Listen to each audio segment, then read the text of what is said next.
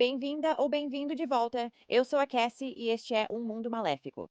A história que eu tenho para você hoje é sobre um garotinho que foi morto por uma mulher que nem deveria estar perto de crianças naquela época. Isso se deve ao histórico dela de crianças sob seus cuidados apresentarem ferimentos suspeitos. Esta é a história de Benson Cheong.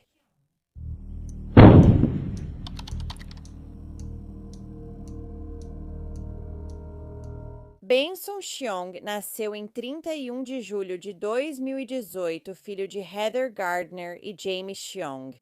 Ele tinha um irmão mais velho, Jason. Benson era um bebê feliz e gostava de colo, sempre sorrindo, principalmente quando recebia cócegas no queixo. Heather Gardner, mãe trabalhadora de 2 filhos, precisou de cuidados para Benson e o irmão após a avó, antiga cuidadora, mudar-se para a Califórnia. Então, ela procurou uma boa babá para seus meninos e uma de suas colegas de trabalho sugeriu que ela procurasse uma mulher chamada Marissa Titsort. Marissa, de 28 anos, era da mesma cidade que Heather.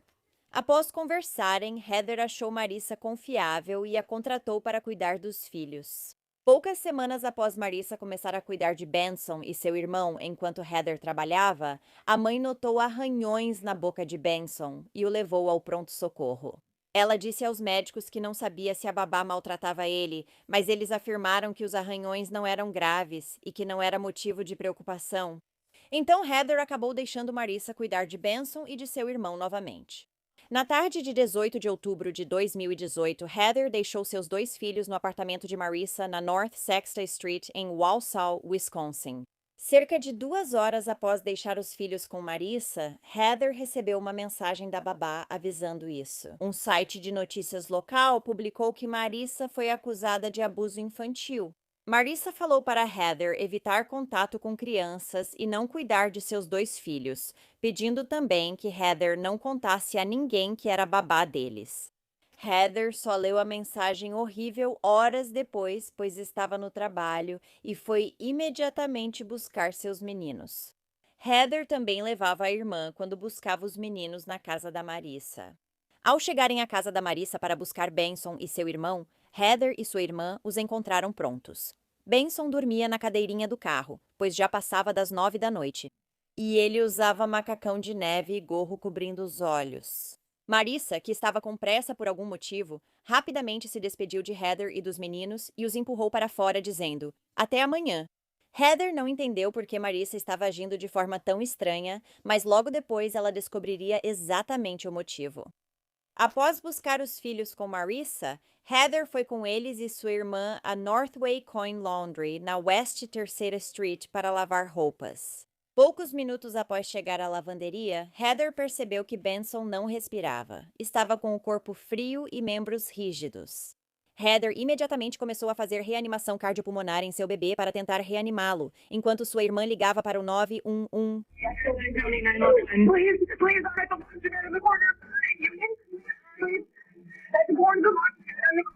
Simplesmente parou. 923-9. 923, terceiro app, Mário AB. Terceira metade e casamento são lugares diferentes. Você está em qual? 92. Heather, estou numa lavanderia, não sei o nome. Estou com outra criança no colo. O bebê da minha irmã está mal. Acabamos de tirá-lo da babá. Reanimação cardiopulmonar, precisamos... Vamos iniciar a reanimação cardiopulmonar nesse bebê, mas não sabemos como. Ele está se mexendo? Por favor, incline a cabeça dele para trás. Ele está gelado. Incline a cabeça dele para trás. O tempo está passando. Eu preciso que assopre na boca dele. Sem roupas. No nariz dele. Preciso jogar ele em você.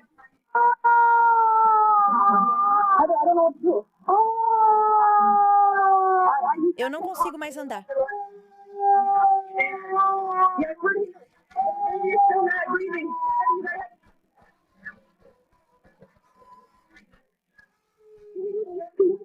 Sim, eu preciso de você. Eu preciso que você comece. Eu preciso que você me escute. Assopre na boca dele 2 vezes. Sim, eu estou. Assopre na boca dele 2 vezes. Ninguém. Ele já está com frio. Ok, senhora. Preciso que você coloque sua mão no meio do peito dele. Ok. Ok, e você vai pressionar o peito dele. Ok. Venha comigo, pronta. 2, 3.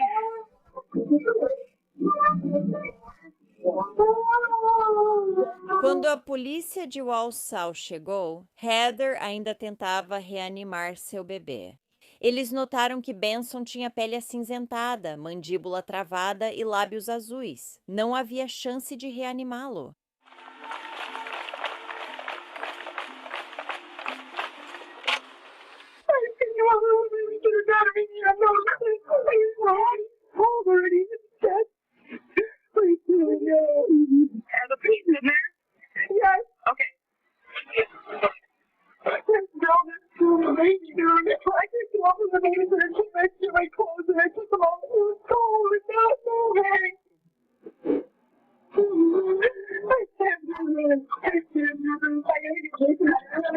Foi realizada uma autópsia no corpo de Benson e foi determinado que ele morreu devido a um trauma por objeto contundente.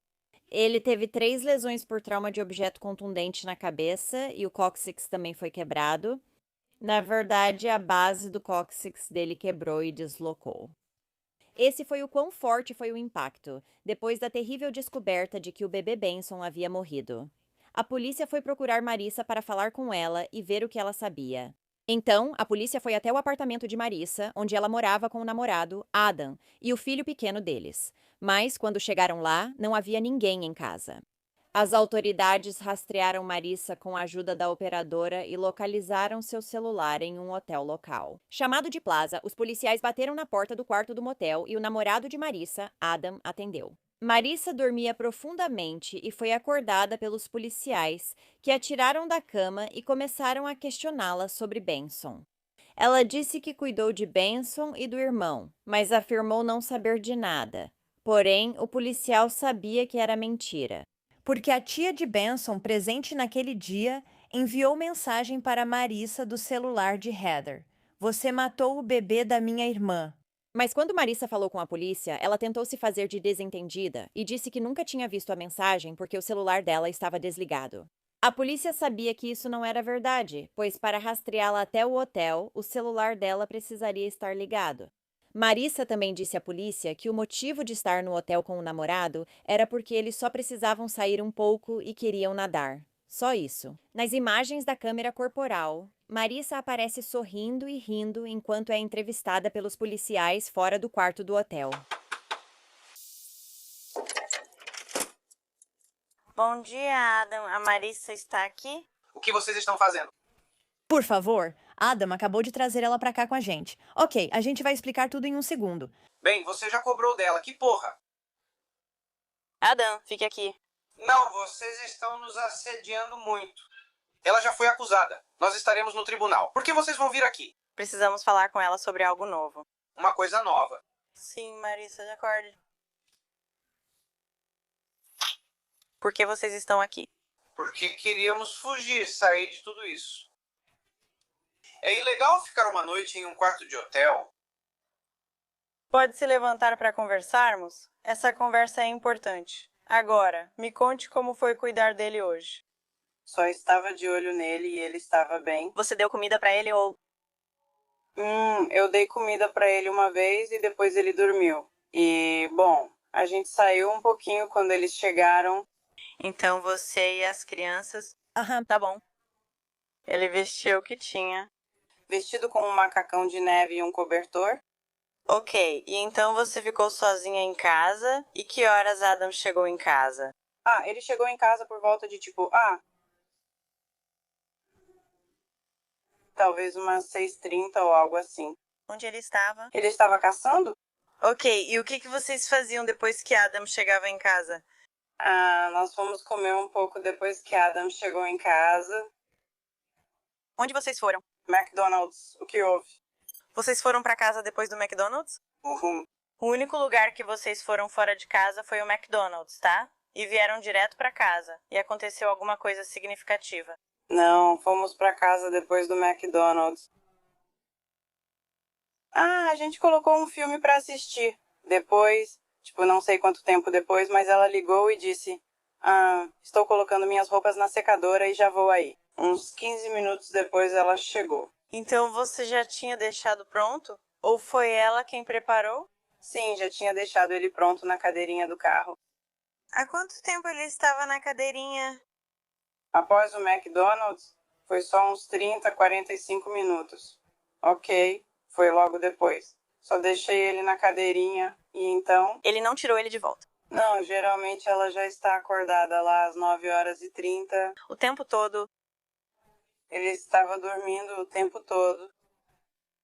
O tempo todo que você cuidou dele. Bem, não, quero dizer, depois que ele chegou lá, ele ficou acordado por umas 2 horas. Aí eu dei comida para ele e coloquei ele no berço portátil.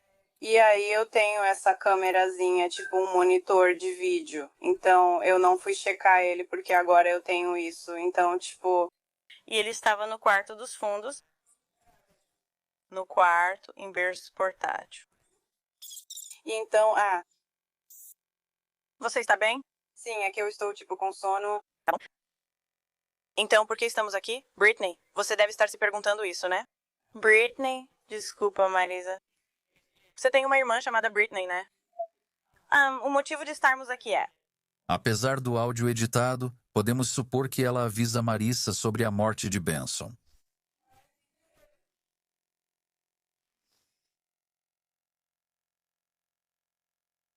Esperávamos que você esclarecesse isso pra nós. Eu não sei. E eu preciso que você me diga o que aconteceu. Eu não sei, eu sei que é. Esta é a conversa mais importante da sua vida. Eu estou te dizendo.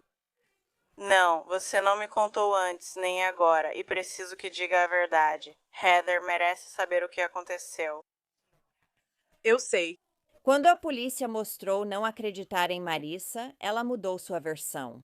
Ela disse à polícia que não matou Benson, mas sabia que ele estava morto ao entregá-lo para Heather. Também afirmou que estava sozinha com as crianças quando Benson morreu. No entanto, ela nunca checou o pulso dele, não tentou reanimação cardiopulmonar nem pediu ajuda. Ela afirmou que colocou o bebê para dormir em um berço portátil, mas Benson nunca acordou desse cochilo. Ela admitiu ter colocado o corpo do bebê no corredor de casa, vestido-o com o macacão de inverno e depois colocado na cadeirinha do carro com cobertores. Quando Adam voltou para casa às 18h30, Marissa não contou a ele sobre a morte do bebê. Em vez disso, prendeu a cadeirinha de Benson no carro e foi com Adam e os filhos de Heather a um McDonald's próximo, levando o bebê morto, onde comeram por 15 minutos. Marissa admitiu que puxou de propósito o gorro de Benson sobre os olhos para que Heather, sua mãe, não visse que ele estava morto ao buscá-lo.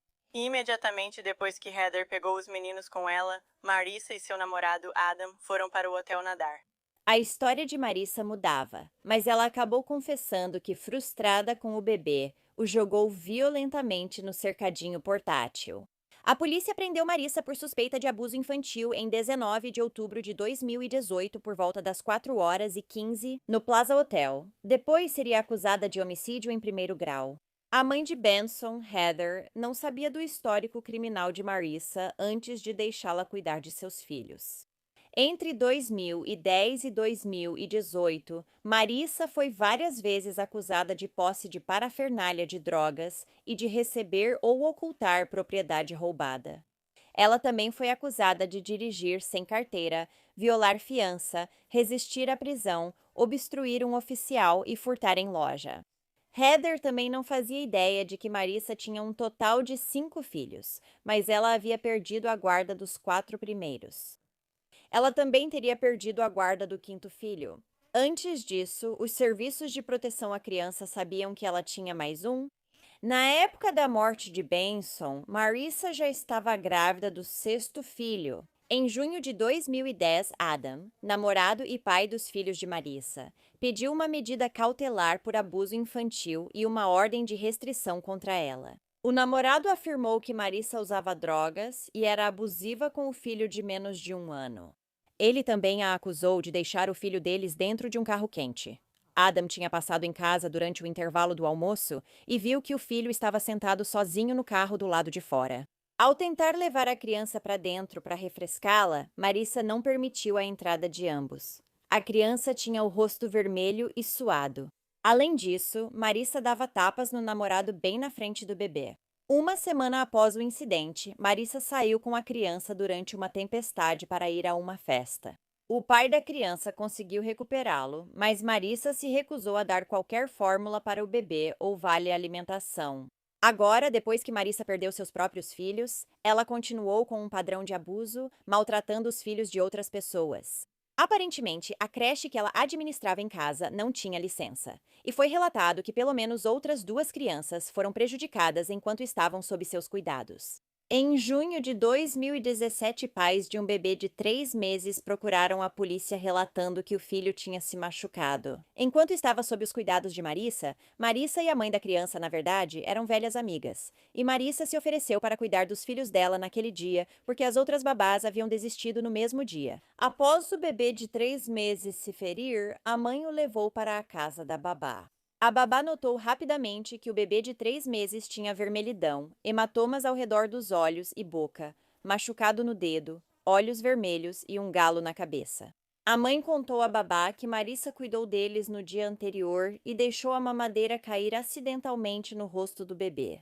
A mãe disse que estava pensando em levá-lo ao médico nos próximos dias. Após a saída dela, a babá viu que os ferimentos eram graves e chamou a polícia. O bebê foi levado ao pronto-socorro. Marissa contou à mãe do bebê que a irmã mais velha pulava no sofá enquanto ela tentava dar mamadeira. A irmã mais velha caiu sobre Marissa, que acabou acertando o rosto do bebê com a mamadeira. Segundo Marissa, ele só teve um pequeno hematoma sob o olho e estava bem. Porém, médicos da clínica Marshfield depois concluíram que vários ferimentos do bebê não eram de um único incidente. O bebê tinha uma fratura no crânio que, segundo médicos, ocorreu nas 48 horas antes de chegar ao hospital. A polícia constatou que os ferimentos do bebê não batiam com a versão de Marissa, mas ela nunca foi acusada. Aparentemente, isso aconteceu porque as autoridades disseram que não havia causa provável suficiente para apresentar acusações. Pouco mais de um ano após o incidente, pais de uma menina de 11 meses procuraram a polícia relatando que ela também se machucou. Enquanto estava sob os cuidados de Marissa, essa garotinha teve ferimentos no rosto. Marissa disse aos pais da menina, assim como a polícia, que a bebê de 11 meses estava dormindo no sofá quando, de repente, rolou e caiu.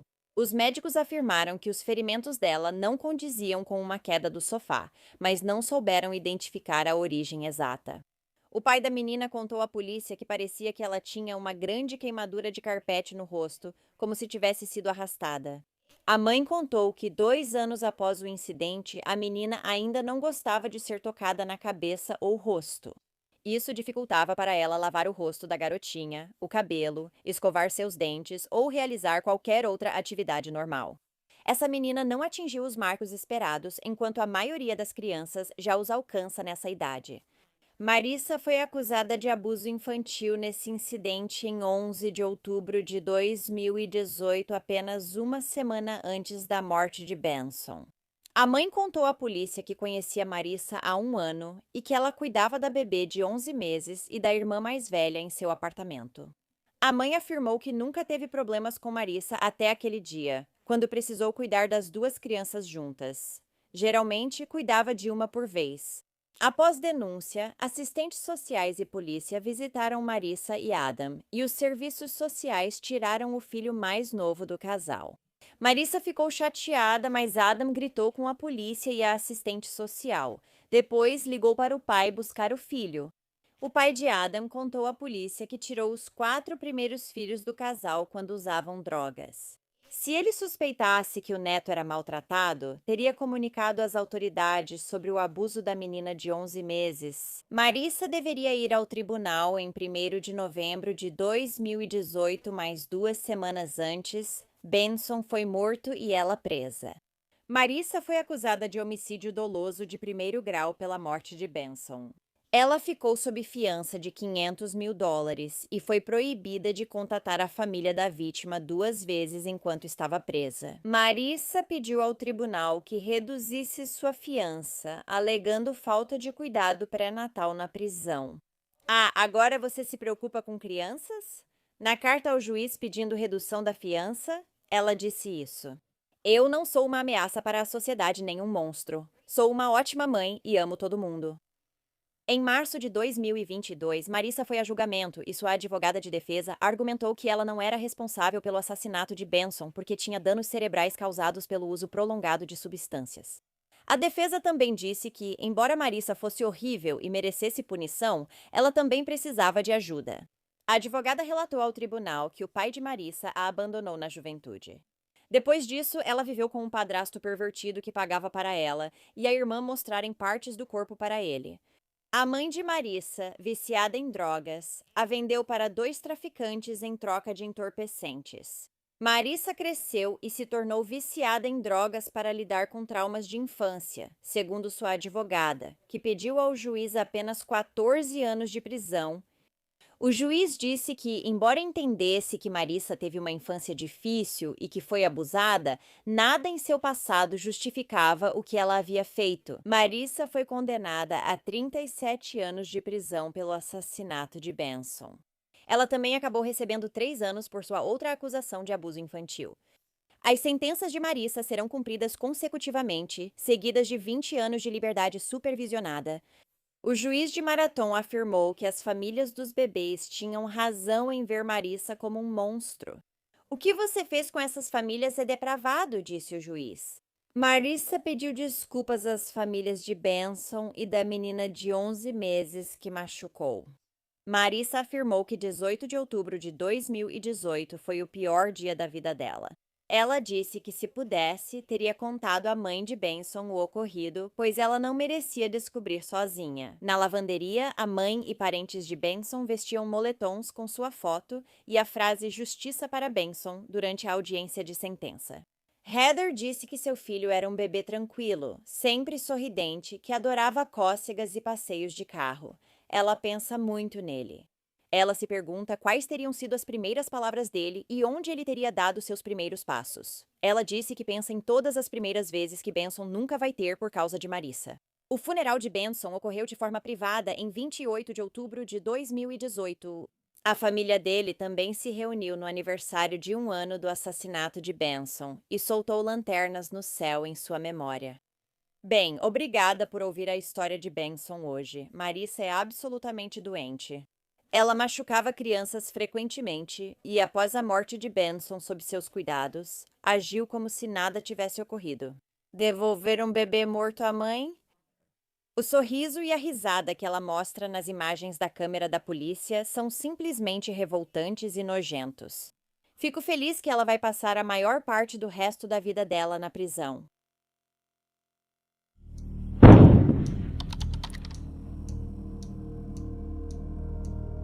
Eviana Burke nasceu em 13 de março de 2013, filha de Lila Burke, e era uma menina feliz e saudável. Mas isso mudou rapidamente em um dia, quando ela tinha menos de 3 meses. A mãe de Eviana, Lila, teve que voltar ao trabalho após sua licença maternidade em maio de 2013. Ela então passou a pagar sua prima, Savannah Humphries, para cuidar da filha durante o dia. Lila e Savannah cresceram juntas como melhores amigas e primas. Por isso, Lila confiava totalmente nela. Savannah tinha um filho e uma filha pequenos e costumava cuidar de mais 1 ou 2 crianças em casa. Eviana já frequentava a casa de Savannah há semanas quando sua mãe, Lila, a deixou lá na manhã de 12 de junho de 2013 e pouco, após as 4 horas. Lila beijou a filha, disse que a amava e saiu para o trabalho às 12h45. Lila recebeu um vídeo de Savannah mostrando Eviana feliz e saudável, porém perto das 14h pouco antes do fim do expediente. Lila recebeu uma ligação assustadora. Era Sean, marido de Savannah, avisando que ela devia ir ao hospital imediatamente porque Eviana não respirava. Lila desligou o telefone e sua supervisora a levou ao hospital ao chegar. A bebê teve convulsões e a mãe foi informada de que ela tinha fraturas nos 2 lados do crânio e sangramento no cérebro. Ela apresentava danos graves na retina e hematomas na testa e braço. Sem conseguir lidar com a situação, Lila desmaiou quando os socorristas acharam Eviana no apartamento de Savannah. Ela estava fria e sem respirar. Na verdade, a vizinha de Savannah contatou o 911. Devido à gravidade dos ferimentos de Eviana, o Departamento de Serviços Infantis e a polícia de Clarksville iniciaram investigação imediata. Por isso, ao ser levada para o Hospital Infantil Vanderbilt, em Nashville, para cuidados intensivos, a mãe de Eviana não pôde acompanhá-la na parte de trás da ambulância. A filha mais nova de Lila, Nevaeh, de 2 anos, também foi levada pelo estado e ficou temporariamente com a mãe de Lila. Lila estava sobrecarregada e confusa com o que aconteceu com sua filha e sua prima, em quem confiava. Sem encontrar Eviana, ela ligou para Savannah para saber o que houve com sua filha. Savannah contou a Lila que alimentava Eviana quando o bebê engasgou. Ao limpar o vômito do rosto dela, percebeu que Eviana não respirava. Porém, as autoridades não acharam vômito em outras áreas do apartamento. A história de Savannah mudaria mais vezes e ela acabaria contando à mãe de Eviana, Lila, que o bebê caiu da cama. Ela saiu do quarto por 1 minuto e disse que a bebê rolou do sofá. Quando Savannah falou com os investigadores, disse primeiro que colocou Eviana para tirar uma soneca em um berço ao lado do sofá. Logo depois, ela notou que o bebê tossia e havia regurgitado. Ao limpar sua boca, Savannah percebeu que Eviana não respirava. Ao perceber, ela chamou a vizinha, que ligou para o 911. Então, como ela contou para Lila, mas agora Eviana estava tirando uma soneca, não comendo. Após pressão dos detetives, Savannah mudou a versão e afirmou ter trocado a roupa de Eviana e gravado um vídeo dela às 12h45. Mas antes de gravar esse vídeo, Savannah tinha saído do quarto por um momento, e quando voltou, viu sua filha de 2 anos segurando a bebê Eviana perto da porta.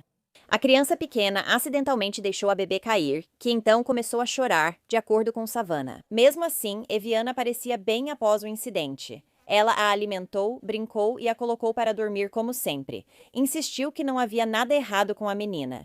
20 minutos após colocar Eviana para dormir, Savannah notou que a bebê tossia e percebeu que ela não respirava.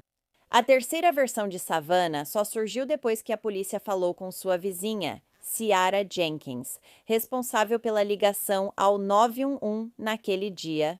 Ouviram outra versão dela sobre Eviana. Conforme Ciara, vizinha com quem fumava fora, ambas se encontraram às 13h45 do lado de fora do prédio. Savannah agiu normalmente, contou a Ciara que alimentou o bebê e o pôs para dormir. Depois, passaram 15 a 20 minutos fumando, conversando e usando o celular. Durante esse tempo, o filho de Savannah estava correndo para cima e para baixo dentro do prédio do apartamento e batendo nas janelas. Ciara acreditava que ele estava tentando chamar a atenção da mãe. No entanto, Savannah simplesmente o ignorou e continuou usando o celular quando Savannah e Ciara voltaram para dentro. Sierra disse à polícia que viu a filha de 2 anos de Savannah segurando a bebê Eviana. A bebê estava pendurada pelos braços, enquanto, segundo Sierra, a criança a puxava. Eviana estava com a cabeça caída e inconsciente. Também havia vômito nela. Segundo Ciara, Savannah pegou a bebê da criança e pediu para Ciara ligar para o 911. Emergência foi acionada às 14h03. Ao mesmo tempo, Savannah trouxe Eviana de volta, deitou-a no chão e iniciou a reanimação cardiopulmonar.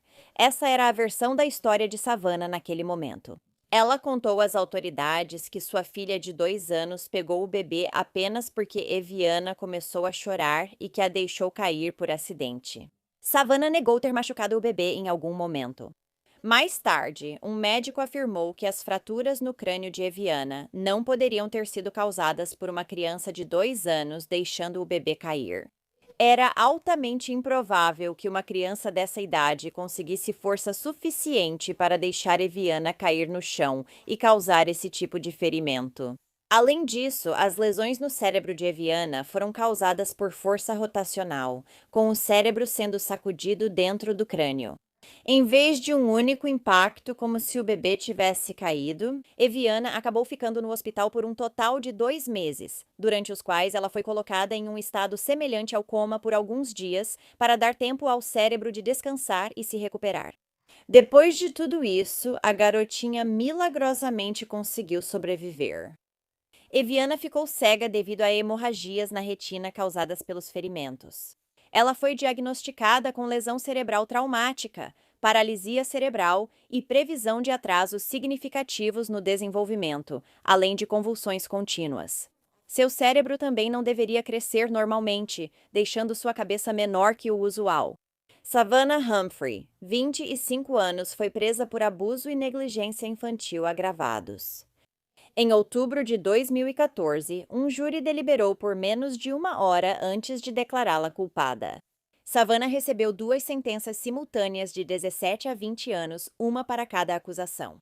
Ela pediu novo julgamento, mas foi negado em 2016 na audiência de sentença de Savannah. Lila, mãe de Eviana, chorou por sua filha de 18 meses e disse: "Nunca verei minha filha se casar ou ter filhos. Savannah tirou isso de nós. Minha filha nunca vai me ver ou ver a irmã. Rezo para que um dia ela ande, fale ou sente sozinha. Só posso segurá-la agora. Os últimos 15 meses foram os piores das nossas vidas. Luto diariamente pelo que ocorreu com minha filha e isso me machuca profundamente. Choro todas as noites para conseguir dormir. Vejo o rosto da minha bebê todo dia e lembro do que ocorreu em 12 de junho de 2013. Foi doloroso ver minha família ainda mais destruída."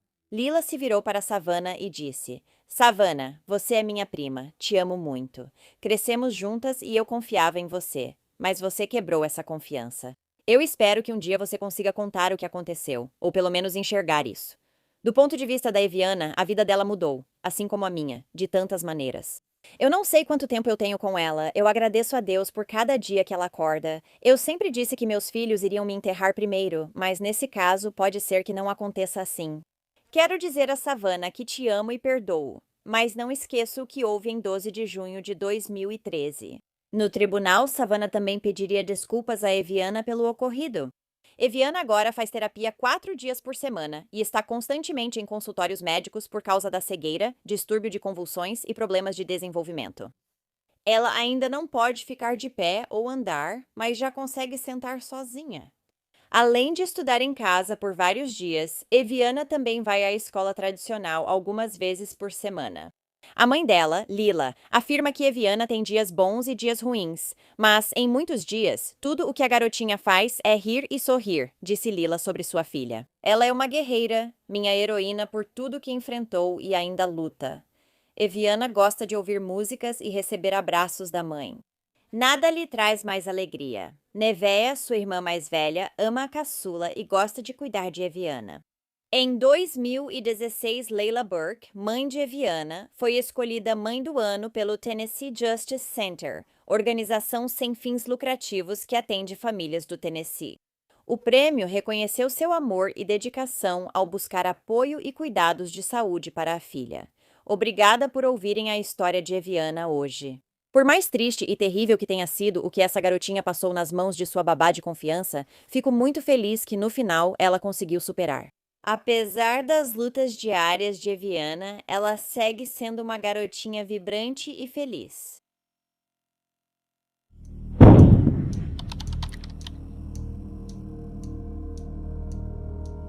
Mika Marie Carrillo, ou Mika do Chino, nasceu em 1º de agosto de 2019 em Fargo, Dakota do Norte. Os pais dela eram Manuel Carrillo e Cheyenne do Chino. Mika era uma garotinha animada e carinhosa, que estava sempre rindo.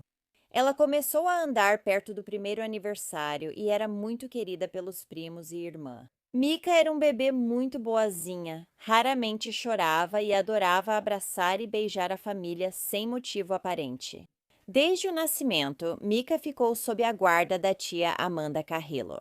Meses após o nascimento de Mika, sua mãe biológica morreu por causas desconhecidas e seu pai foi preso. Por fugir em um veículo, posse de metanfetamina, direção imprudente e dirigir com a carteira suspensa.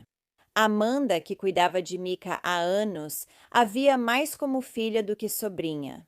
Seus filhos também adoravam Mika, tratada por todos como irmã ou prima. Então, no fim de semana do Halloween de 2020, uma amiga de longa data e muito confiável da família chamada Brandy Adelke pediu para Amanda deixar Mika dormir na casa dela naquele fim de semana. Brandy já cuidou dos outros filhos de Amanda antes sem problemas. Por isso, quando ela pediu para Mika passar o fim de semana, Amanda aceitou. Ela sabia que Mika se divertiria distribuindo doces e vendo as crianças fantasiadas no Halloween. No dia 30 de outubro, véspera do Halloween, Amanda deixou Mika no apartamento de Brandy em Fargo, Dakota do Norte. Após o fim de semana, Amanda foi à casa de Brandy buscar Micah.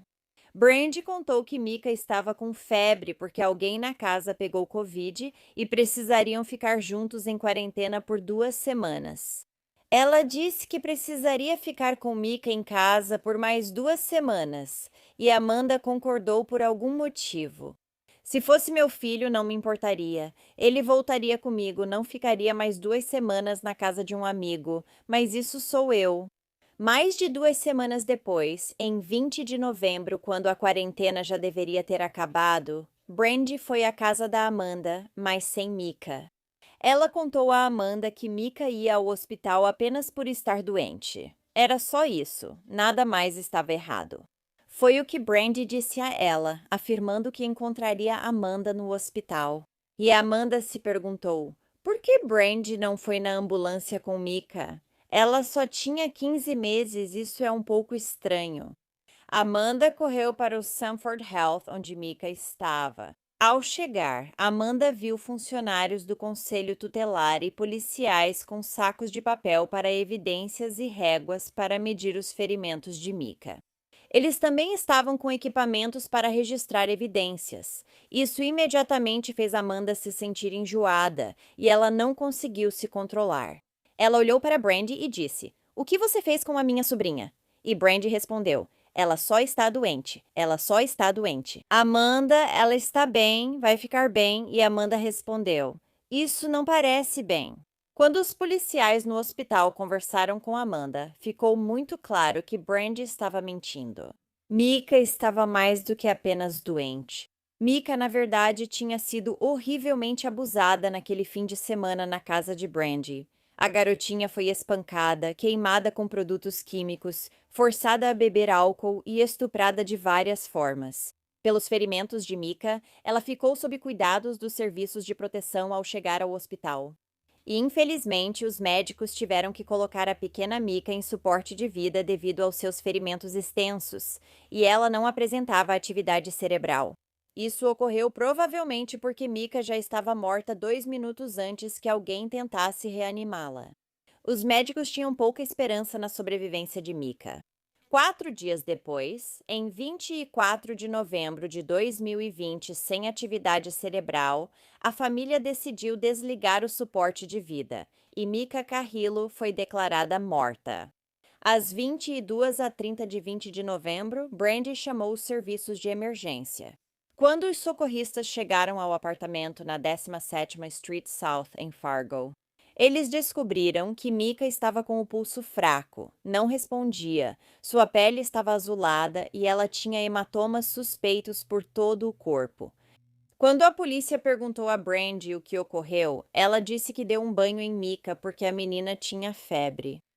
Ela então contou que deixou Micah sozinha na banheira por até 2 horas, sem supervisão.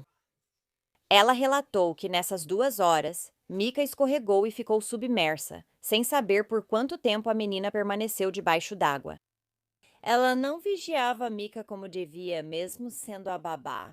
Quando questionada sobre os hematomas de Micah, Brandy afirmou que foram causados pelas tentativas de salvá-la. Quando Micah parou de respirar, ela disse que beliscou e deu tapas no rosto da garota. Na tentativa de fazê-la recobrar a consciência, ela afirmou que Micah realmente voltou a si brevemente, tossiu, e então Brandy disse que lhe deu um pouco de suco.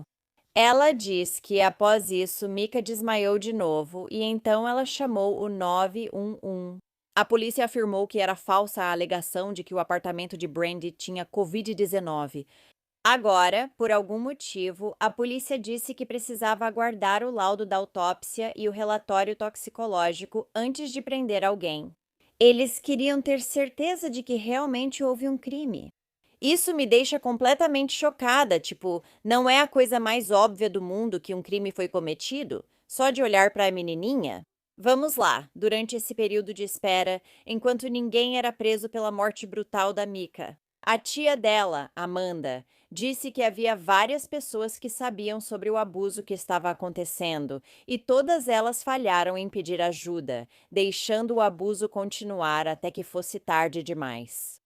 Amanda queria que Brandy e quem apenas assistiu fossem processados. Nunca foi revelado quem eram essas pessoas ou o que tinham visto. Então, quando a autópsia de Micah finalmente foi concluída, foi determinado que a causa da morte da garotinha foi homicídio.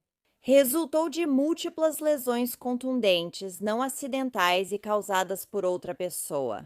Amanda diria que havia detalhes ainda mais horríveis sobre a tortura e morte de Micah. Mas ela não quer que o mundo tenha que saber desses detalhes e sofrer como ela e sua família continuam revivendo isso repetidamente em suas mentes. Em 14 de janeiro de 2021, Brandy Adelke, 37 anos, foi presa e acusada. Ela foi acusada de uma acusação de homicídio e uma acusação de abuso infantil qualificado. Brandy solicitou fiança de $1.000 e preferia prisão domiciliar ao invés de ficar presa até o julgamento.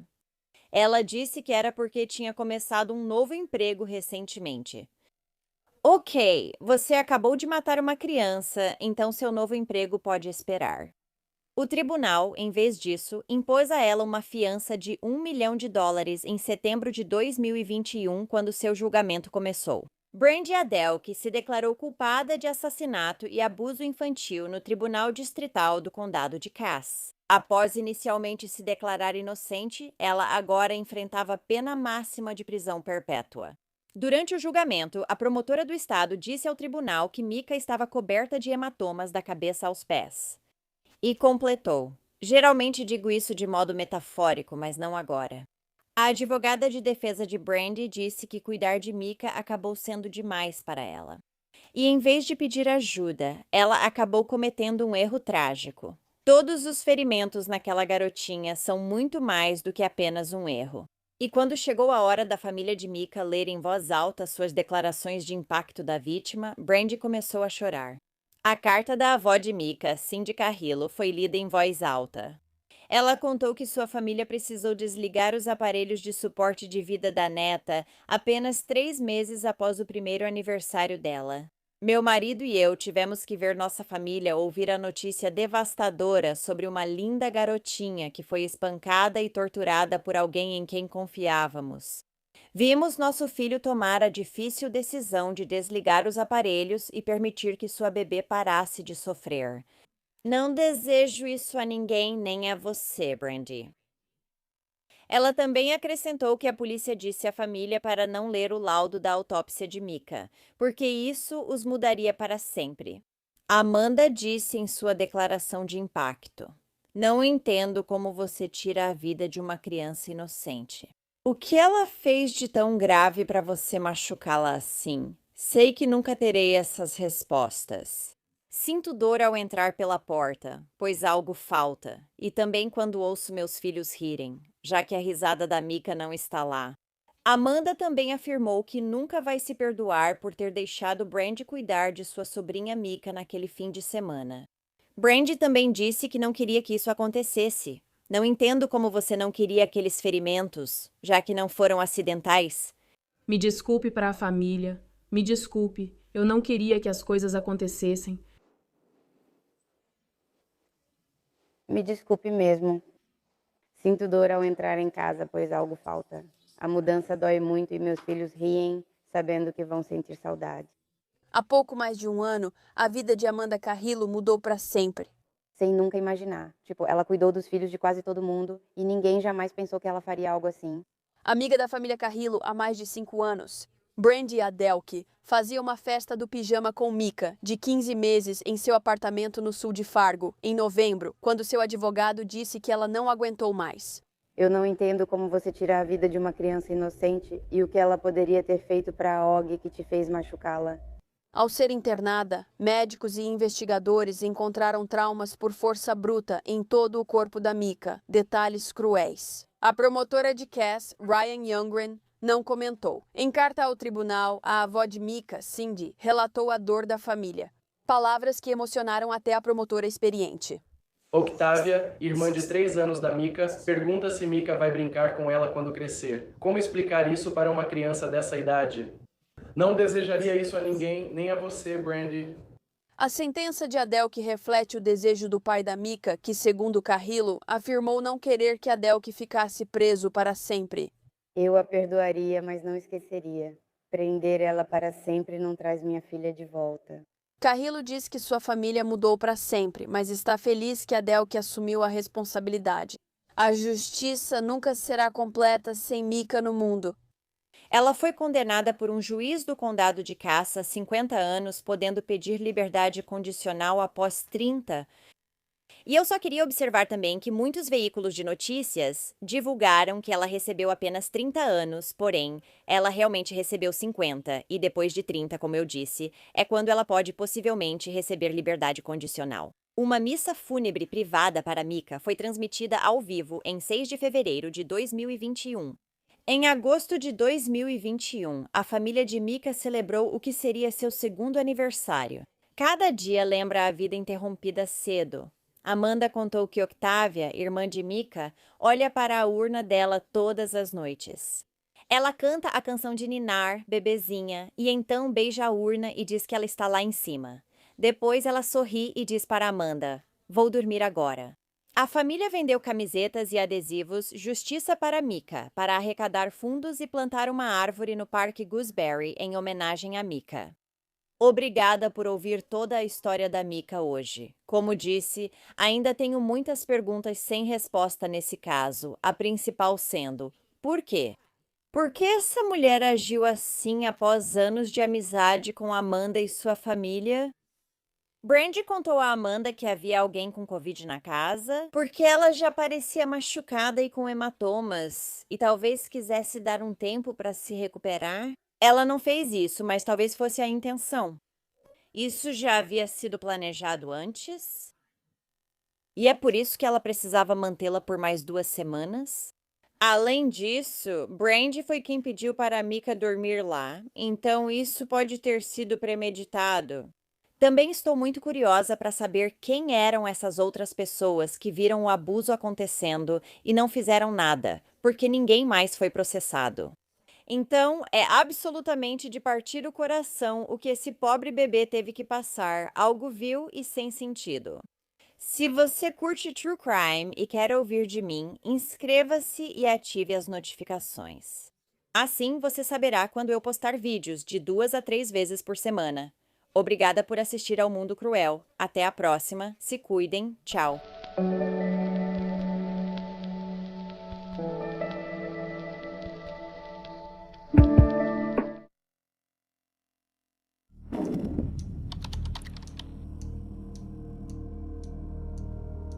Annabelle Sophia Louisa Knowles nasceu em 10 de julho de 2017 em Camerari, Wyoming, filha de Kyla Karchner. O pai biológico dela é desconhecido, mas o namorado atual da mãe, Jason Geek, foi registrado como pai no obituário. Ela tinha uma irmãzinha, Helena, que era como uma melhor amiga. Annabelle era considerada inteligente, doce e linda por dentro e por fora.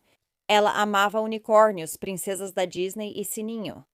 Annabelle gostava de se fantasiar e adorava tudo rosa ou brilhante.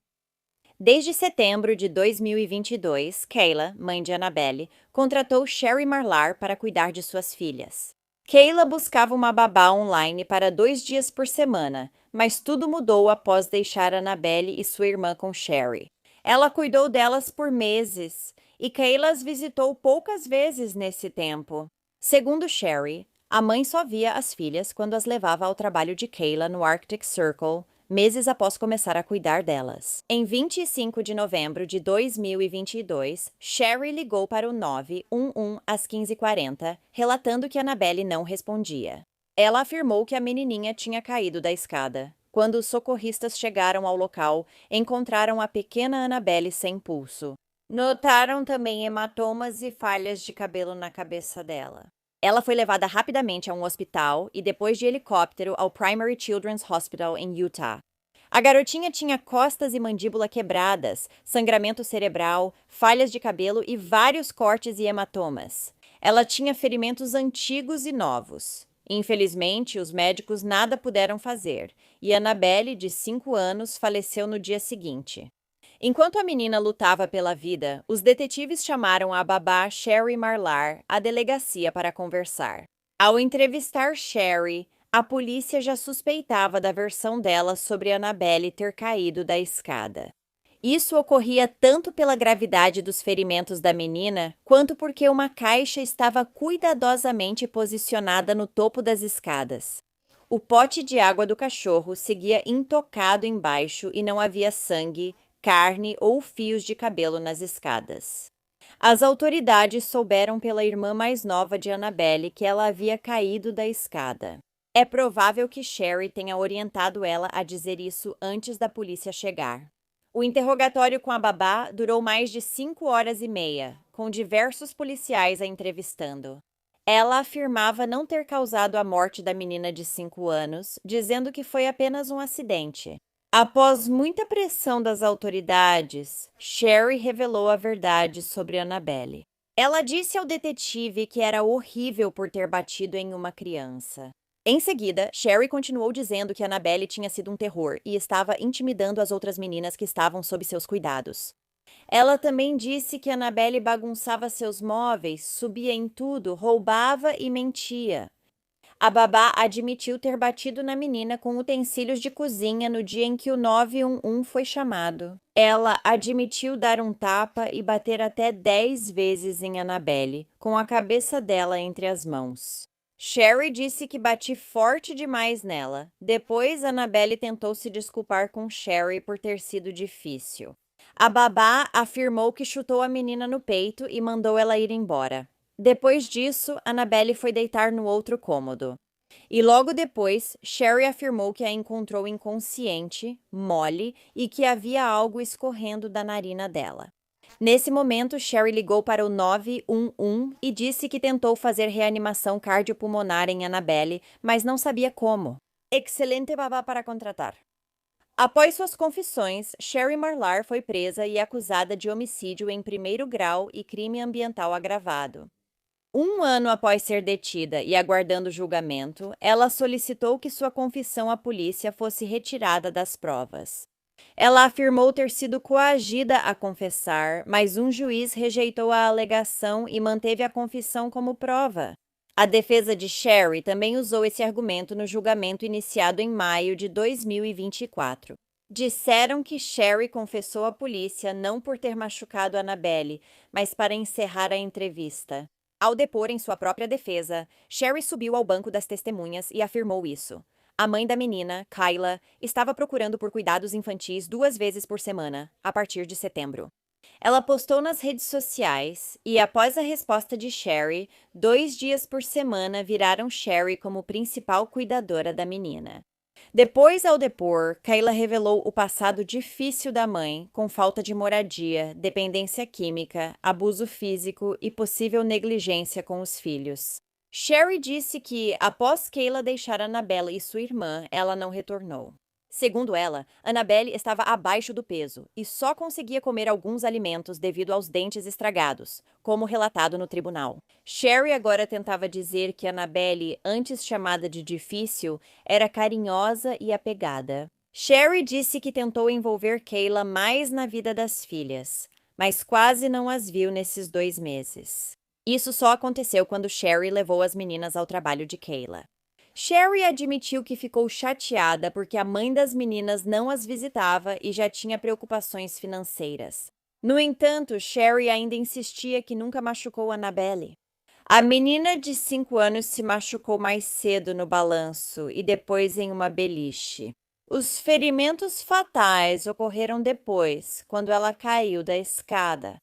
Sherry afirmou que os pais da menina, Kyla e Jason, as buscaram em 23 de novembro, 2 dias antes de tentarem culpar o casal pelos ferimentos fatais de Annabelle ao ligarem para o 911. A questão é que a câmera externa de Sherry não registrou os pais indo até a casa dela, como ela afirmou, mas ela tinha uma desculpa para isso e disse que era porque os pais gostavam de usar uma entrada alternativa para a casa dela. Isso também era improvável, pois o caminho estava cheio de galhos e obstáculos. Kyla devolveria as meninas para Sherry, mãe de Annabelle, ainda naquele dia. Quando ela voltou, estava sozinha, sem Jason, e Kayla tinha os 2 olhos roxos. Sherry disse que as meninas não queriam mais ficar com os pais, mas uma gravação policial contestou isso, mostrando a irmã mais nova de Annabelle pedindo para ir para casa com o pai, e não com Sherry. Após quase todas as mentiras e contradições de Sherry serem desmentidas no tribunal, uma especialista em abuso infantil iria depor. Ele afirmou que os ferimentos da menina de 5 anos não foram causados apenas por uma queda da escada, mas sim pelas mãos de outra pessoa. 4 especialistas médicos testemunharam no julgamento de Sherry. Uma especialista em cérebro afirmou que os ferimentos de Annabelle eram parecidos com os de um acidente de carro ou síndrome do bebê sacudido. Outra médica testemunhou que os ferimentos teriam causado a morte de Annabelle em até 15 horas após serem infligidos, e não em 3 dias.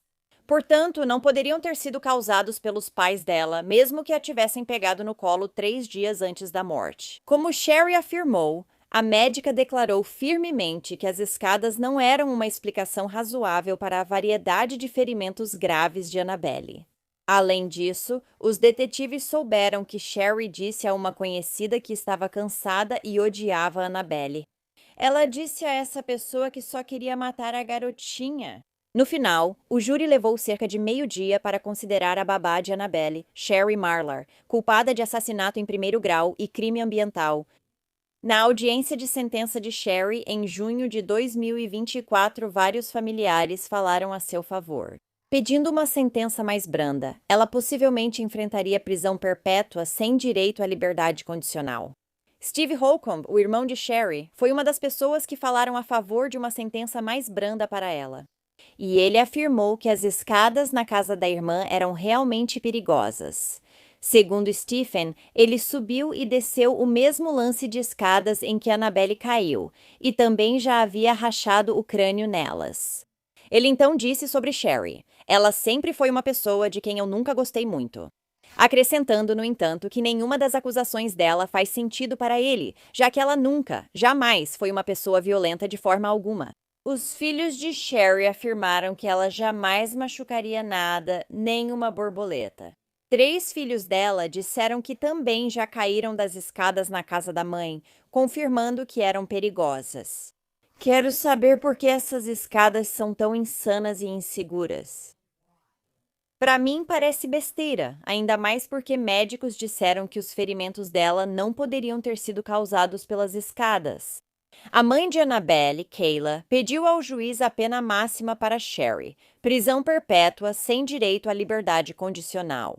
E no final das contas, essa foi exatamente a sentença que o juiz impôs à babá. Sherry falou durante a audiência de sentença. E como ela agora negava completamente ter machucado Annabelle, ela não pediu desculpas à família da menina nem nada parecido. Em vez disso, ela apenas declarou o quanto estava mal e como planejava recorrer de sua condenação. A irmã de Annabelle, Helena, foi retirada da guarda dos pais e adotada por uma família onde é amada. A garotinha ainda fala e vê Annabelle, sua mãe biológica, às vezes. O funeral de Knowles ocorreu em 6 de dezembro de 2022 na casa funerária White Pine, em Logan, Utah. Ela foi enterrada no cemitério da cidade de Tooele, em Tooele, Utah. Os convidados foram incentivados a usar rosa, cor favorita de Annabelle, e o serviço foi transmitido ao vivo online.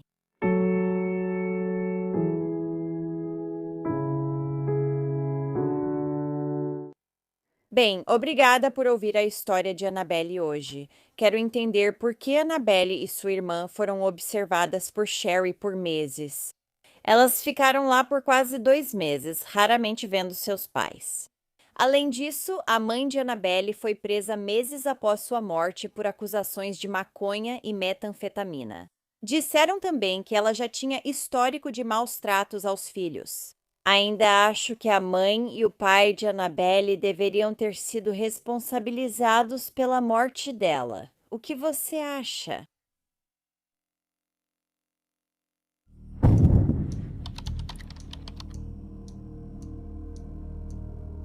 Ezra Franklin Schock nasceu em 13 de agosto de 2020 em Sebring, Flórida, filho de Drew e Kayla Schock.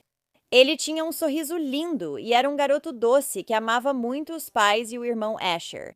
Sua irmã mais nova, Uriel, ou Yuri, Jane Schock, filha dos mesmos pais, nasceria 2 anos depois, em 5 de março de 2022. Os pais das crianças, Kayla e Drew, cresceram em Wauchula, Flórida, e foram amigos no ensino médio. Eles se reencontraram 5 anos após a formatura e logo decidiram se casar e ter filhos. Alguns meses antes de Uriel nascer, em 22 de dezembro de 2021, a mãe de Kayla, Tracy Nix, de 64 anos, e seu marido, Nunai Nix, estavam cuidando do pequeno Ezra, de 1 ano de idade. Naquela tarde, Drew recebeu uma ligação do pai de Kayla informando que algo aconteceu com Ezra. Ao ouvir isso, Drew ligou imediatamente para Kayla e ela entrou no carro às pressas para ir até a casa dos pais. Indo para lá, Kayla entrou em pânico e não viu a placa de pare porque se distraiu com o helicóptero médico sobrevoando. Isso a fez colidir de frente com outro carro enquanto estava grávida de 6 meses de Uriel. Kayla e seu bebê não ficaram gravemente feridos, e ela conseguiu sair do carro e correr até a casa dos pais. Ezra, de 16 meses, foi levado de helicóptero a um hospital e ficou em coma até o dia seguinte, em 23 de dezembro de 2021. Nesse momento, ele morreu. Descobrimos depois enquanto o pai de Kayla, Nee, estava fora resolvendo algo. A mãe dela, Tracy, era quem deveria estar cuidando de Ezra, ou pelo menos era para ela estar cuidando de Ezra. Porém, a avó dormiu no sofá e o bebê de 16 meses abriu a porta e saiu. Ele passou por baixo da cerca e chegou ao lago de retenção a algumas centenas de metros da casa de Tracy. Esse era um lago com o qual o menininho já estava familiarizado, porque ele já tinha alimentado patos ali várias vezes com o avô. Mas, infelizmente, como não havia ninguém para supervisioná-lo dessa vez, Ezra se afogou. Como Kayla estava grávida de Uriel, os médicos queriam garantir que o bebê ficasse ileso. Sugeriram que os detetives ocultassem informações sobre a morte de Ezra, que pudesse deixá-la muito abalada ou emocionalmente perturbada, mesmo que as autoridades tenham tentado apresentar acusações contra Tracy em relação à morte de Ezra. Isso não seria possível porque um tribunal da Flórida decidiu que um erro isolado não caracteriza a negligência culposa dela. Segundo Kayla, mãe de Ezra, ela não sabia que a polícia tinha tentado acusar sua mãe, Tracy. Ela não seria informada por ordem do médico. Todos os fatos em torno da morte de Ezra só vieram à tona muito tempo depois, quando outra tragédia aconteceu. Então, nesse meio tempo, é claro, Kayla não acreditava que sua mãe jamais machucaria intencionalmente seu filho, muito menos matá-lo. E como nunca foram apresentadas acusações contra Tracy, Kayla foi levada a acreditar que a morte de Ezra foi apenas um terrível acidente. Então, ela estava disposta a dar outra chance à sua mãe. Mas, ao mesmo tempo, Kayla e Drew não confiavam exatamente nela para cuidar do filho mais velho ou do bebê, Uriel, que logo chegaria ao mundo. Após o nascimento de Uriel, o pouco tempo que Tracy via ela e o irmão mais velho era quase sempre supervisionado. Em 1º de novembro de 2022, quase 11 meses após a morte de Ezra, Kayla pediu à mãe, Tracy, para cuidar de Uriel, de 7 meses, enquanto ia ao salão naquela tarde. Seria apenas por algumas horas, no máximo 5. Tracy aceitou e avisou a filha que almoçaria com amigas e levaria Uriel. Kayla conhecia essas pessoas há anos e confiava nelas. O restaurante também era perto de onde ela fazia o cabelo. Ela se sentiu confortável em deixar sua filha aos cuidados da mãe, mas em poucas horas depois de deixar Uriel com Tracy. Alguém do departamento do xerife do condado de Hardy foi até Kayla e perguntou: "Seu bebê está morto?" Kayla respondeu: "Desculpe, o quê? Eu sei que Ezra morreu. Por que você está aqui? O que é isso?" Mas o policial não estava falando sobre Ezra, ele estava falando sobre Uriel. Após almoçar com Uriel e amigas no Biff O'Brady's, Tracy dirigiu seu Lexus SUV e levou a neta para casa. A viagem durou cerca de 7 minutos e Tracy deu uma mamadeira para a menina, que logo adormeceu. Ao voltar à casa da avó, Tracy olhou pelo retrovisor, não viu nada e saiu do veículo, deixando Uriel. Assim que entrou, Tracy cuidou do cachorro e depois tocou piano por muito tempo. A avó nem lembrou que Uriel estava no SUV quando mais tarde levou o veículo do jardim até o celeiro nos fundos. Lá, ela conversaria com o marido por alguns minutos enquanto esperava sua outra filha, Rebecca, e seu neto chegarem. Então Tracy lembrou da neta e perguntou ao marido Ney quando Kayla pegou Uriel. Ao que ele respondeu: "Não sei, estive do lado de fora o tempo todo." Tracy começou a entrar em pânico e abriu a porta do carro de repente. Uriel, de 7 meses, estava sentada na cadeirinha do carro, visivelmente sem vida. O avô de Uriel, Nai, imediatamente tirou o bebê da cadeirinha e a colocou no chão. Então começou a fazer reanimação cardiopulmonar, mas já era tarde demais. Uriel não se movia nem respirava, já havia partido. Seu macacão estava encharcado de suor e o rigor mortis começava a aparecer. As temperaturas lá fora naquele dia chegaram a 32 graus, o que significa que dentro do carro, com os vidros fechados, ficou ainda mais quente. Rebecca, a outra filha de Tracy, chegou em casa com o filho e ligou para o 190. Na ligação, ela pergunta à mãe, Tracy, há quanto tempo Uriel estava no carro? E Tracy diz que já fazia um tempo. 190, qual é a sua emergência? 1478, casa em Rose. O que está acontecendo em 1478, Cambridge? Mog. Minha mãe era minha sobrinha no relógio. Não sei, só puxei isso. Precisamos de emergência médica agora. Queenstown Ray, sua sobrinha foi deixada... Não. Carol. Ela está respirando? Eu não conheço meu avô. Eu não faço ideia. Isso até me entristece. Agora de volta. Minha mensagem. Pode ir até ela e responder algumas perguntas? Ah, não sei o que está acontecendo. Não posso. Minha mãe é a impostora. Eu realmente não posso. Não tenho com quem falar se ele está com sua sobrinha.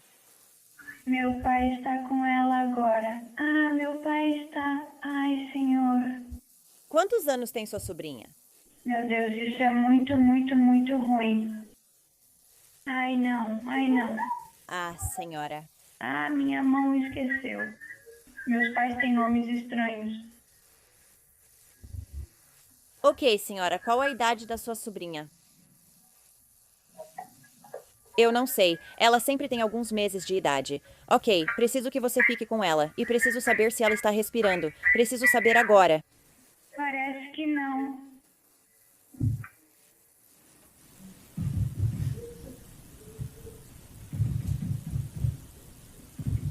Parece que ela não está respirando. Não sei quanto tempo ela ficou no veículo. Eu não faço ideia. Acabei de chegar.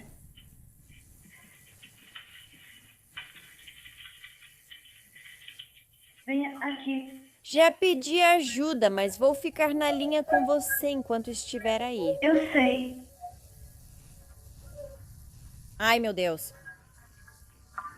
Bem, eu tenho meu filho de 12 anos. Quer dizer...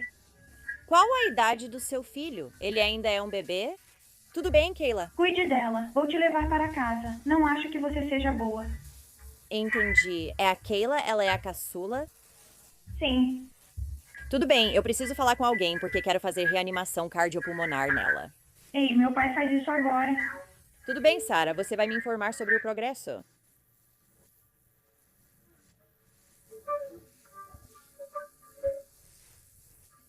Como você está fazendo a reanimação cardiopulmonar? O telefone caiu, meu Deus. Ela está morta. Nossa, como ela está. Os olhos dela estão abertos e ela não respira. Espero que não seja nossa respiração. Meu filho está em casa. Isso mesmo.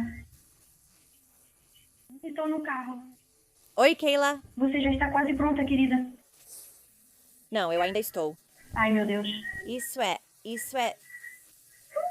Desculpa, vejo algo que não consigo. Ok. Vamos, querida, termina, por favor. Ai, meu Deus, Grace. Ai, senhor. Ok, ótimo. Ok, eu sei que você vai ver. Tem como falar com alguém aí? A Tracy está? Olha, eu não sei pra onde ela foi. Não sei onde ela está. Seu pai sabe fazer reanimação cardiopulmonar em bebê? Sim, ele sabe. Você está fazendo certo. Sim, crianças, estão vendo o que eu quero dizer. Ai, meu Deus. Ok, sei que você acabou de chegar. Alguém pode dizer há quanto tempo ela está assim? Mãe, eu não sei onde ela está. Quanto tempo ela ficou na barra? Um tempo ela estava no carro. Doutor No. Tudo bem. Tudo certo, senhora, digo. Ela levou para almoçar com ela. E então, sempre que ela descia, simplesmente a deixava no carro. Sim. Sim. Foi sim. Após encontrar o corpo da neta, Tracy se afastou do SUV e correu para o celeiro. Ela depois afirmou que estava procurando algo, qualquer coisa, para se machucar. Tracy queria desaparecer e disse que não suportava encarar sua filha e o marido dela para contar o que tinha acontecido. Mas a avó não acabou se machucando porque a polícia chegou ao local pouco depois. Ao chegarem, Tracy disse na câmera policial: "Não quero encarar ninguém, nem minha filha. Não posso fazer isso." É como um déjà vu. Ao chegar, vejo a mesma cena de quando vim com Ezra e penso, só pode ser brincadeira. E eu nunca, em 1 milhão de anos, teria pensado que isso aconteceria de novo. Eles disseram que meu bebê morreu. Você entrou em completo choque? Quero dizer, a dor deve ter sido insuportável. Com certeza, eu me lembro perfeitamente da Kayla largando meu telefone e gritando. Saber que no fim quem me trouxe ao mundo também destruiu o mundo dele, o meu, o do meu filho. Isso é insuportável. A avó se recusou a falar com alguém sobre a tragédia nos dias seguintes. O marido dela acabou internando-a em uma clínica de saúde mental para que lidasse com o ocorrido. Um legista concluiu que Uriel morreu de hipertermia após ser deixado por horas em um veículo por um adulto. Com o carro desligado e vidros fechados, a morte foi considerada homicídio. A avó de Uriel, Tracy Nix, foi presa por homicídio culposo agravado e por deixar uma criança sozinha em um veículo. Ela pagou fiança e, ao voltar para casa, Tracy disse que não queria comer, sair da cama ou existir. Ela foi encaminhada para outra clínica de saúde mental, permanecendo lá por 7 semanas. Quando Tracy conversou com as autoridades, ela insistiu que simplesmente havia se esquecido de Uriel. Tracy disse que, ao sair do carro, não correu para casa por nenhum motivo específico e simplesmente esqueceu da neta. Segundo Tracy, um dos motivos para esquecer Uriel no SUV foi que, ao buscar a menina no trabalho da mãe, Kayla saiu para instalar a cadeirinha. Ela normalmente colocaria atrás do banco do passageiro, mas como havia um carro muito perto desse lado, Kayla colocou atrás do banco do motorista. Era só uma viagem de 10 minutos do restaurante à casa de Tracy. A avó nunca apresentou sinais graves de problemas de memória que pudessem explicar isso. Tracy era uma mulher muito inteligente, formada em psicologia, e atuou como diretora e educadora por 39 anos, sendo muito respeitada. Como 2 crianças morreram sob seus cuidados. A mãe de Uriel, Kayla, e o pai, Drew, estavam revoltados e queriam que Tracy fosse presa pelo que fez. Kayla antes achava que a morte de Ezra foi acidente, mas não entendia como outro acidente ocorreu menos de 1 ano depois. Nesse momento, os pais receberam o relatório do incidente. Sobre a morte de Ezra, ali começaram os alertas. Segundo seu marido Ney, Tracy foi a principal cuidadora de Ezra naquele dia, em dezembro de 2021. Ele tinha saído para ir ao Walmart e, quando saiu, Ezra estava dormindo na poltrona reclinável. Tracy ainda estava acordada, mas ela diria às autoridades que, quando seu marido saiu, ela na verdade estava dormindo no sofá enquanto Ezra dormia perto, na poltrona reclinável. Depois, ela mudou a versão e afirmou que estava acordada quando o marido saiu, adormecendo só depois. Quando ela dormiu, Ezra também ainda dormia. Segundo Ney, ele colocou um batente pesado na porta externa antes de ir ao Walmart. porque Ezra sabia abrir a porta e não queria que ele saísse, mas Tracy diria às autoridades que só os gatos conseguiam abrir portas, não Ezra. Ela disse que o batente não estava no lugar, como Ney falou, então enquanto Ney estava no Walmart, Tracy acordou e viu que Ezra havia sumido. Ela viu que a porta da garagem estava aberta, entrou no carro e foi até o fim da entrada procurando o neto. Só quando Tracy se virou e começou a voltar para casa que ela percebeu Ezra de bruços no lago. Uma vizinha foi quem ligou para o 911 depois de ouvir a avó gritando e vê-la fazendo reanimação cardiopulmonar em Ezra.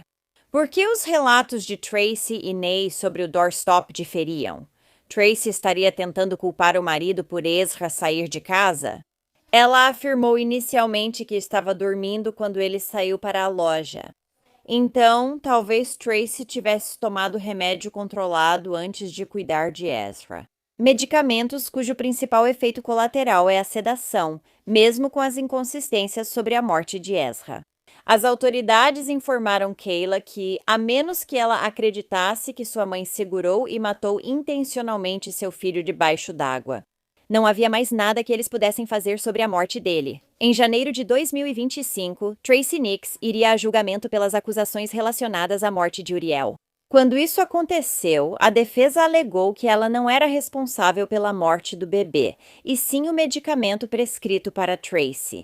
E a morte de Uriel foi apenas um incidente isolado. Isso claramente não é verdade, pois ela também seria responsável por Ezra quando ele morreu sob seus cuidados.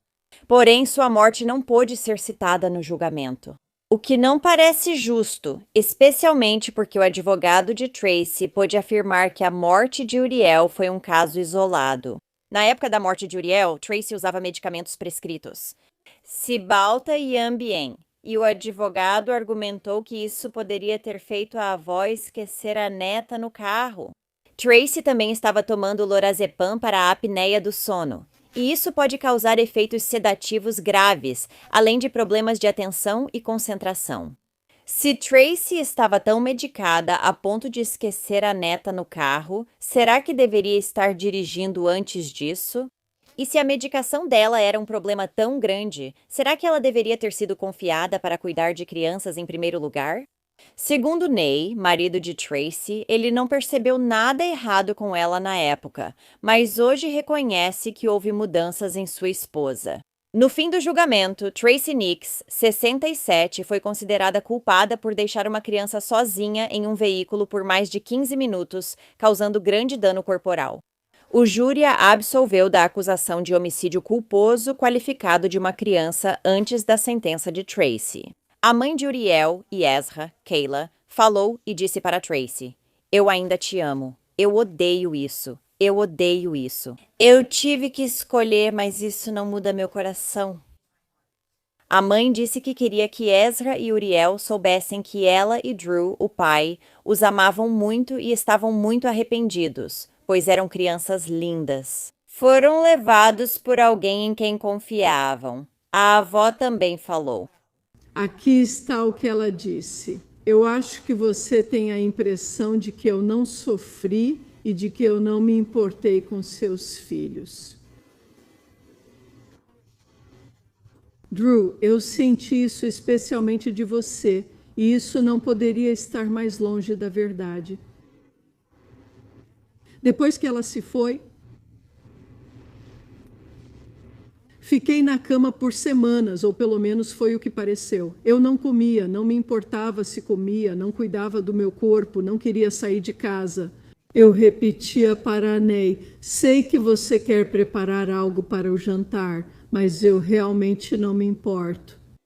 E eu fiquei assim por muito tempo, até que finalmente decidi que precisava fazer algo a respeito. E os tribunais gentilmente me permitiram ir para Blackberry. Eu não me lembro de você lá. Blackberry era um centro para álcool, drogas e traumas, e eu estava lá por causa de trauma, e fiquei lá por 7 semanas. Passei 2 semanas no Peace River e 7 no Blackberry. Isso ajudou porque eu via um psiquiatra todos os dias, um psicólogo ou uma terapeuta. Eu via um dos dois todos os dias. Meu medo de simplesmente entrar direto em algum tipo de aconselhamento era esse. Se eu abrisse essa caixa e depois ficasse uma semana sem ver alguém, não teria conseguido lidar com isso. Mas depois de 7 semanas de atenção intensiva e terapia, quando cheguei em casa, comecei a fazer terapia toda sexta-feira, até, na verdade, a sexta-feira antes do julgamento. Então, por quase 2 anos, tentando entender tudo isso, só tentando mesmo. E eu só quero continuar e fazer mais um comentário. A Drew disse que você nem tinha recebido um pedido de desculpas meu. Você não recebeu um pedido de desculpas porque eu não tinha permissão para falar com você. Eu não tinha permissão para ficar perto de você. Mas deixa eu te contar uma coisa. Eu daria qualquer coisa, inclusive a minha vida, se Uriel ou Ezra ou os dois pudessem estar aqui. E eu realmente quero dizer que eu daria a minha vida se eles pudessem estar aqui. Mas não foi assim que Deus quis que fosse. E eu não consigo explicar além disso. Mas não foi assim que Deus quis que fosse. Preciso descobrir como viver. Porque eu nunca machucaria seus bebês de propósito. Você precisa saber disso. Você precisa saber que eu simplesmente nunca machucaria eles de propósito. Eu amei seus bebês com todo o meu coração. Eu amo seus bebês. Então, se eu tiver que pedir desculpas, quero dizer, se eu tiver a oportunidade de dizer que sinto muito, isso é tão pequeno e insignificante. Mas talvez, se eu dissesse que literalmente daria minha vida por eles, talvez isso tornasse o meu pedido de desculpas mais significativo. Eu faria isso se os trouxesse de volta. Você precisa saber. Eu já não sei mais o que dizer. Poderia continuar falando, mas o importante é que você saiba que eu nunca machucaria seus bebês. Eu simplesmente não faria isso agora. Mesmo assim, um psiquiatra que falou durante o julgamento disse que Tracy era uma das pessoas mais genuínas que ele já entrevistou e que ela era honesta e demonstrava remorso. O juiz provavelmente não diria isso sobre a avó. Antes da sentença, ele achava que Tracy mostrava tristeza, não remorso. Eu a vejo mais preocupada com sua imagem na comunidade do que com a morte de uma criança. Não acredito que ela tenha demonstrado remorso. Acredito que ela está demonstrando tristeza. Tristeza não é o mesmo que remorso. O juiz então lhe deu a sentença máxima possível, que foi de 5 anos de prisão. Fiquei aliviada ao saber que haveria responsabilidade, reconhecimento e uma conclusão para essa parte da história. Uma das coisas com as quais tivemos dificuldade durante todo esse caso foi a exclusão da minha outra história, que é sobre o meu filho que se afogou enquanto estava sob os cuidados dela. Então, para nós, isso é uma vitória para Yuri. Mas eu tenho um filho chamado Ezra e ninguém falou sobre ele, e ele morreu sob os cuidados dela. Não tenho responsabilidade ou resposta para isso. Sigo buscando respostas sobre o que ocorreu nesse caso e por que ele não foi considerado digno de acusação na época. Então, vamos voltar com o Estado e ter mais algumas conversas para ver. Mas neste momento, estamos aliviadas. A filha e eu tivemos muita dificuldade com ela sendo levada e eu acabei me afastando naquele momento. E não é algo que eu consideraria uma vitória para mim, é uma vitória para a justiça, para minha filha. E somos gratas aos jurados que dedicaram seu tempo, a todos os peritos, a todos os policiais e paramédicos e a cada pessoa que teve um papel neste julgamento. Somos realmente gratas pela consideração, pelo tempo e pela energia que vocês dedicaram, assim como vocês da mídia. Sou realmente grata por terem dado voz à minha história sobre ela e por darem aos nossos filhos a chance de mostrar isso ao mundo. Eles foram incrivelmente desejados, amados e valorizados por nós. No fim, estamos satisfeitos com o que o Estado nos proporcionou nesse caso. Com Ezra ou com Yuri, e eu continuo procurando uma maneira de lidar com a questão do meu filho Ezra, porque acho que merece atenção. Por isso. Não sendo culpado. Isso dói, mas sou grato por termos conseguido algo. Eu não queria sair dali e vê-la ir embora como ela tem feito nos últimos 2 anos, simplesmente andando por aí. Fiquei feliz que o júri compreendeu nosso lado. Mesmo sem a sentença máxima, ainda foi uma forma de justiça. E como filha dela, eu lutei o tempo todo para entender o porquê. Não podia simplesmente haver essa responsabilidade e o que realmente aconteceu, tipo, por que fizemos isso. A destruição desse processo é quase inimaginável. Meus filhos morreram, mas perdi ainda mais. Meu filho perdeu um irmão, meu filho perdeu uma irmã, sabe o que quero dizer? A gente olha por esse lado e, na verdade... Defendemos nossos filhos, sim. O advogado da Tracy diria que, embora ele considere a absolvição da acusação de homicídio culposo qualificado uma vitória, ele pretende recorrer da condenação dela na outra acusação. Ele disse que quer apresentar depoimentos de especialistas que foram vetados no julgamento da Tracy. O depoimento afirma que ela tomou dose dupla de Ambien enquanto cuidava do Uriel. Não vejo como isso ajudaria no caso dela. Se ela tomava o dobro da dose prescrita, não seria culpa dela? E ela não deveria ser igualmente responsável ou até mais pela morte da neta? O funeral de Ezra Schock foi realizado na terça-feira, 28 de dezembro de 2021, na Primeira Igreja Batista em Wauchula, Flórida. O funeral da irmã dele ocorreu menos de um ano depois, em 8 de novembro de 2022, na Primeira Igreja Batista.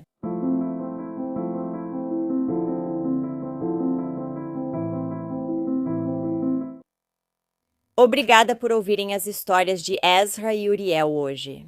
Apesar de Tracy parecer se arrepender do que houve com seus netos, não entendo o motivo. Foram necessárias 2 mortes para que ela percebesse seus erros. Após a morte de Ezra, Tracy deveria ter sido mais cuidadosa, principalmente ao cuidar da neta recém-nascida. Uma morte pode ser um acidente, mas 2 em menos de um ano simplesmente não faz sentido. O que você acha? Então, se você gosta de True Crime e quer ouvir isso por mim, não se esqueça de clicar no botão de inscrever-se aqui embaixo e ativar as notificações também. Assim você vai saber quando. Posto novos vídeos pelo menos 3 vezes por semana. Obrigada por assistir ao Mundo Cruel. Até a próxima. Se cuidem. Tchau. Obrigada aos apoiadores do Mundo Cruel. Agora tem ainda mais conteúdo do Mundo Cruel no Patreon, então confiram em patreon.com/awickedworld ou usem o aplicativo do Patreon. Acesse vídeos exclusivos mensalmente e mais benefícios. Qualquer apoio ajuda a garantir que as vítimas não sejam esquecidas e a expor falhas da sociedade em cada caso. Tem alguma sugestão de história? Envie um e-mail para awickedworldtruecrime@gmail.com.